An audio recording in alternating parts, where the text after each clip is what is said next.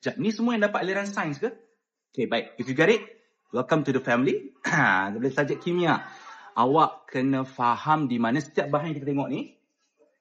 Kita zoom in detail, kita akan dapat apa? Atom. Macam berbola. Betul tak? So, kalau berbola ini kita gabungkan. If it is non-metal and non-metal, dia akan jadi apa? Molecule. If it is a metal and non-metal, gabungkan jadi apa? Dia akan jadi ion. Easy peasy, stop sweet.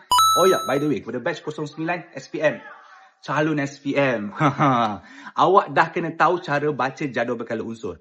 Benda ni macam sifir tau. Sebab apa? Kumpulan 1, positif. 2, positif. Kita skip. Kumpulan 13, 3 positif. And then dekat carbon tu ialah covalent. Awak akan belajar dalam bab 2 nanti. 1, 2, 3. After that will be 3 minus 2, 1. Easy peasy. Stop sweet. Oh, ya, MC Plus ada buat 50% discount sebelum awal tahun 2026, which is 31st December lah. Dapat diskaun tu kalau boleh apa kata awak apply 2 kali. 50% plus 50% dapat 100% lah kan. Double confirm balik benda ni, saya tak pasti. Jumpa nanti Oh, Happy New Year.